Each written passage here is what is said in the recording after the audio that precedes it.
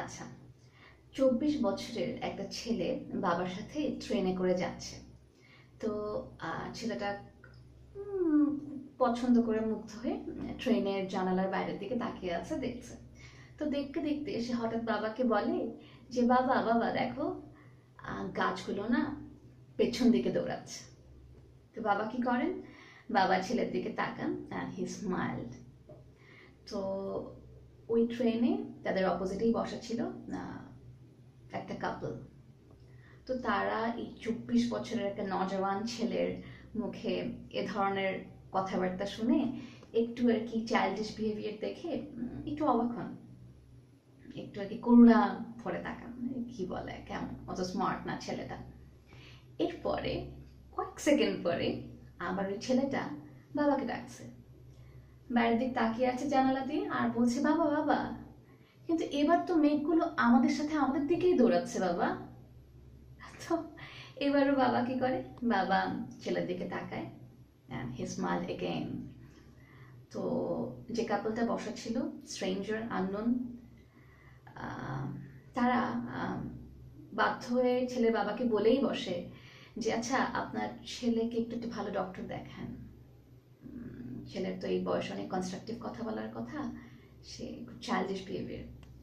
তো বাবা আবার হাসে এই কাপলদের দিকে তাকিয়ে এবং উত্তর দেন যে হ্যাঁ আই ডিড, আমি আসলে ডক্টর দেখেই ফেললাম। আমার ছেলে তো জন্ম থেকেই চোখে দেখতো না, তার চোখ ছিল না। সো ওর একটা সার্জারি অপারেশন হলো, তো ও আজকে থেকেই চোখে দেখা শিখেছে এবং this is his first train journey. গল্প এক। আরেকটা গল্প বলি, এই গল্পটা অনেক ফেমাস, আমরা ছোটবেলা থেকে শুনেছি। আমি খুব শর্টকাটে বলবো যে দ্য ওয়ান আইড মাদার। এক ছেলে খুব বিরক্ত হয়, তার মা দেখতে সুন্দর না, তার মার একটা চোখই নেই, খুব অদ্ভুত দেখতে, বেশ কদাকার দেখতে, এবং সে তার মাকে নিয়ে যেখানেই যায় সে খুব এম্বারাসমেন্টের মধ্যে পড়ে, তার ভালো লাগে না, তার ফ্রেন্ডসরা অনেক সময় একটু খ্যাপায়, ছোটবেলায় খ্যাপাতো। এরকম ছেলেটা বড় হয়, স্কুল কলেজ থেকে শুরু করে ইউনিভার্সিটি, অফিস, পার্টি, যে কোনো গেট টুগেদার সে তার মাকে নিয়ে যেতে একটু দ্বিধাবোধই করতো বা নিয়ে যেতে চেত না, একদম মুখের উপরে অ্যাভয়েড করতো। তো মা খুব কষ্ট পেতেন। তো মা আস্তে আস্তে, ছেলেরও বিয়ে হয়ে যায়, মা আস্তে আস্তে ছেলের কাছ থেকে একটা ডিস্টেন্স মেনটেন করে, কারণ ছেলে তাকে পছন্দ করছে না। তো মা মারা যাওয়ার কয়েকদিন আগে ছেলেকে একটা লেটার পাঠায়, চিঠি। তো ওখানে মা অনেক কিছু লেখেন এবং মা তার সাথে এটাও মেনশন করেন যে I was a constant embarrassment to you when you are growing up. আমি এটার জন্য খুবই আসলে সরি। আর আসলে তোমার একটা অ্যাক্সিডেন্ট হয়েছিল, তো এই অ্যাক্সিডেন্ট হওয়ার পরে তোমার একটা চোখ নষ্ট হয়ে গিয়েছিল। Being a mother, as a mother আসলে আমি এটা সহ্য করতে পারছিলাম না, সো আমি আমার একটা চোখ তোমাকে ডোনেট করে দিয়েছি। That's it. এরপর আমরা অনেক মেয়েকে ক্লাসরুমে একটা নতুন হয়তো নতুন মেয়ে এসেছে, হয়তো সে হয়তো সুইট লুকিং না, তার কাপড় চোপড় হয়তো একটু ডিফারেন্ট, আপনি যা এক্সপেক্ট করছেন হয়তো তেমন ড্রেস আপ না, হয়তো একটু বিচ ফেস, কিন্তু ছেলেটা মেয়েটার সাথে কদিন পর ফ্রেন্ডশিপ যখন হলো, অনেক মিলেমিশে যখন কথাবার্তা বললো, তখন দেখলো যে না, মেয়েটা তো খুবই sweet, she is very sweet, এবং সে মানুষ হিসেবে ভালো, তার ভিতরে কলিজাটা ওই ডিসেন্ট ডিসেন্ট লক্ষ্মী লক্ষ্মী লুকিং মেয়েদের থেকে আরও অনেক ভালো, and she is sweet as a cotton candy. এগুলো আসলে আমাদের এক একটা করে অবজারভেশন। আমরা যে মেয়েটাকে হয়তো একবারে এক ওয়ার্ডে বলে দিলাম আরে ও তো স্লাট বা খুব বাজে মেয়ে, আপনি হয়তো জানেন না সেই হয়তো ভার্জিন। আবার আপনি অনেক সতী সাবিত্রী নারী মনে করে অনেক বেছে বুঝে শুনে অনেক হিসাব নিকাশ করে বউ বিয়ে করলেন, হতে পারে তার ঘটনা, আপনি যাকে স্লাট বলছেন তার মন মানসিকতা, তার লাইফস্টাইল হয়তো তার থেকে অনেক অনেক অনেক অনেক বেশি খারাপ। এরকম কিন্তু অজস্র ঘটনা হিসাব আমি আমার চোখের সামনে দেখছি। এরপর আমরা একটা ছেলেকে হয়তো একটু গাধা বলছি যে হি ইজ ভেরি লেম, আপনি হয়তো জানেন না এই ছেলেটাই সারা রাত পরিশ্রম করে just to support his family. এরপর আমরা একটা মেয়েকে বললাম মোটি, আরে দোস্ত ওর ফিগার এত ভালো না দোস্ত, শি ইজ ভেরি আগলি। আপনি কি জানেন যে মেয়েটা কত কষ্ট করছে just to look good, just to get a normal figure. তারপর একটা বুড়া মানুষ, একটা old man with a scar on his face, একটা আমরা খুব আগলি লাগছে, আমরা বলছি যে অ্যাভয়েড করছে, একটু ঘৃণা লাগছে। আমরা হয়তো জানি না উনি একজন মুক্তিযোদ্ধা, হি ফট ফর আওয়ার কান্ট্রি, আমরা কিছুই জানি না, কিন্তু এরকম লাগছে, এরকম ফিল করছে, এরকম আমরা বলে দিচ্ছি।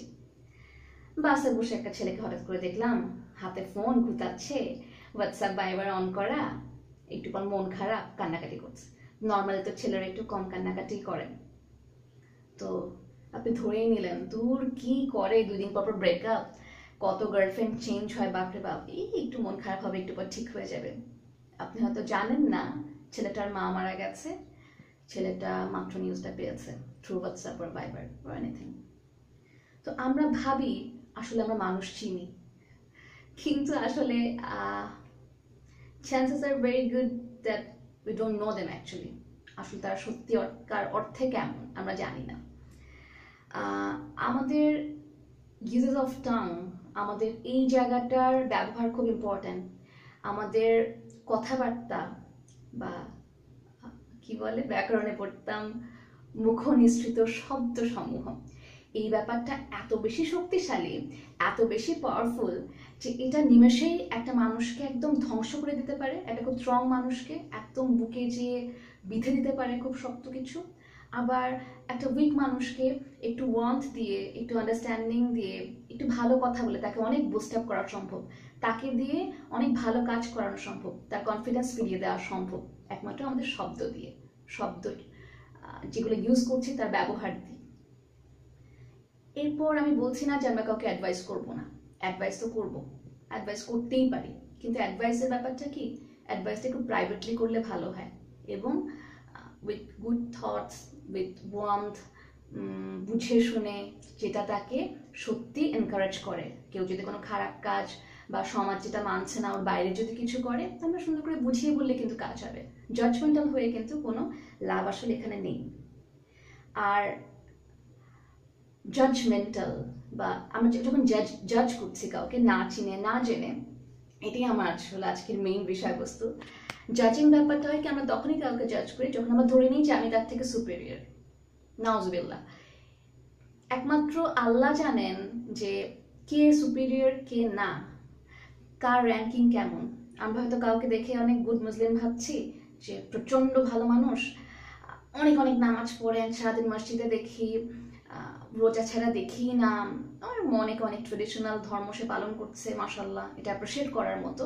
কিন্তু আমরা কিন্তু আবার যাকে দেখে ভাবছি যে ধুর, এই কোনোদিন সূরা ফাতিহাও বলতে পারবে নাকি, আল্লাহই জানে, সারাদিন কি কি সব করে টরে বেড়ায়, আমরা এরকম ধরে নিই, আমরা এরকম ভেবে নিই, এটা আমরা বলিও মানুষকে। তো আমরা কিন্তু জানি না যে আল্লাহর র্যাঙ্কিংয়ে হয়তো যে মানুষটাকে আমি গালি দিচ্ছি, খারাপ মানুষ ভাবছি, জঘন্য মানুষ ভাবছি, তার র্যাঙ্কিং হয়তো ওই মুসল্লির থেকে আরো অনেক বেশিও হতে পারে, হতে হবেই এমনটা বলছি না, হতে পারে। তো যেখানে আমরা নিজেদেরই ঠিক নাই, আমরা আজকে মরবো না বাঁচবো জানি না, আমাদের কি হবে জানি না, আল্লাহ আমাদের জাজ করছে না, ওখানে আমরা আসলে একটা মানুষ হিসেবে কাউকে না চিনে দাড়িপাল্লা দিয়ে ওজন করে জাজ করে দেওয়ার কে? কোয়েশ্চেনটা আমাদের করা উচিত যে আমরা কে। যাই হোক, এরপর একটা মানুষের বাইরে থেকে আমরা দেখলাম, কিন্তু তার ভিতরের মন, তার ইন্টেনশন, তার নিয়ত, এটা কেমন, এটা কিন্তু আমরা জানি না। এটা না জেনে না চিনে একটা মানুষকে জাজ করে একটা রেজাল্ট কার্ড ধরিয়ে দিলাম যেহেতু এরকম, এটা আবার বিলিয়ে বেড়াচ্ছি, বলে বেড়াচ্ছি সমাজে, একদম ঠিক না। আবার এরকম হতে পারে একটা মানুষ প্রেজেন্টে খারাপ, ফিউচারে হয়তো সে আরো অনেক অনেক ভালো মানুষ হঠাৎ করে চেঞ্জ হয়ে যাবে। তো ফিউচারে তাকে টাইম দেন, আল্লাহ তাকে টাইম দিচ্ছে, আমরা কেন তাকে টাইম দিব না মানুষ হিসেবে? তো উইচ ইজ ভেরি রং। আমাদের যে কথাবার্তা, আমাদের যে বেশি বুঝনেওয়ালা ভাব, মানুষকে নিয়ে গিবত করি, আর অনেক ফলস সিচুয়েশনে মানুষকে ফেলি, জাজ করি, we are actually no one. আর একটা ব্যাপার, মানুষ আসলে জন্ম থেকে তো জাজমেন্টাল হয় না, সে তার হয়তো বাবা মা, ভাই বোন, আঙ্কেল আন্টি, ফ্রেন্ড সার্কেল অথবা সিনিয়র কাউকে আশেপাশে দেখেছে যে মানুষকে নিয়ে জাজমেন্টাল হয়ে যাচ্ছে, এ ধরনের কমেন্ট পাস করছে, এ ধরনের গল্প গুজব করছে ফোনে ঘন্টার পর ঘন্টা, এরকম করে দেখে দেখে একটা বাচ্চার মধ্যে কিন্তু ওই টেন্ডেন্সিটা গ্রো করে। তো আমরা যারা এই জেনারেশনের, আমরা এই ব্যাপারে একটু কনসার্ন হতে পারি যাতে আমাদের বাচ্চাদের মধ্যে এই প্রবলেমগুলো কম আসে। একটা ওয়াইজ মানুষ কিন্তু কখনোই শুধু সারফেস থেকে কিছু জাজ করবেন না, তারা ভিতর পর্যন্ত যাবেন যে ঘটনা কি, একটু মানুষটার সাথে মিশি। একটা মানুষের সাথে 2-3 মিনিট কথা বলতে, 5 মিনিট কথা বলতে তো সমস্যা নেই, তারপর তাকে নিয়ে একটা কমেন্ট করি। আমার কথা হচ্ছে এইটাই। আর কালকে থেকেই আমাদের লাইফস্টাইল একদম ডিফারেন্ট হয়ে যাবে। কিভাবে? Let today be that day যে আমরা কাউকে জাজ করব না, অকারণে একটা রেজাল্ট কার্ড দিয়ে দিব না। হ্যাঁ, আমরা কোনো মানুষকে দেখে তার পজিটিভ ব্যাপারটা নিব, পজিটিভ ভাইবটাও আমি দিব, সুন্দর করে মিট করে রেসপেক্ট করব। তাহলে হবে কি, এই সমাজ থেকে অনেক অনেক পরিমাণ অশান্তি কমে যাবে। এবং ইন্টারেস্টিং ব্যাপার, যখন আমি খুব ইজিলি একজনকে জাজ করছি, কিন্তু কেউ যখন আমার সম্পর্কে একটু ভুলভাল ইনফরমেশন দিচ্ছে বা জাজ করছে, ওইটা আমার খুব গায়ে লাগছে। ওটা যদি আমার গায়ে লাগে, তাহলে যে কাজটা আমাকে হার্ট করছে ওই কাজটা অ্যাটলিস্ট আমি না করি। এরকম করে আসলে আমরা একটা একটা করে মানুষ যখন ঠিক হব, সমাজ ঠিক হবে, দুনিয়া ঠিক হবে, বাংলাদেশ ঠিক হবে, আমাদের লাইফের যে কমপ্লিকেটেড ইস্যুসগুলো এগুলো ইনশাল্লাহ অনেক কমবে। সো ভালো মানুষ হওয়ার তো আসলে কোনো বিকল্প নেই। এই আমাকে অনেক মানুষ জাজ করেন, এটা আমার খুব কষ্ট লাগে, এটা আমি সবসময় মানুষকে বলি। তো ওখান থেকেই মনে হলো এটা নিশ্চয়ই আরো অনেকে ফেস করছেন, এখান থেকেই এই ভিডিওটা হঠাৎ করে করা। এনিওয়েজ আর কথা না পারে, অনেক লম্বা, ও মাই গড, অনেক লম্বা ভিডিও হয়ে গেছে। Thank you, good night.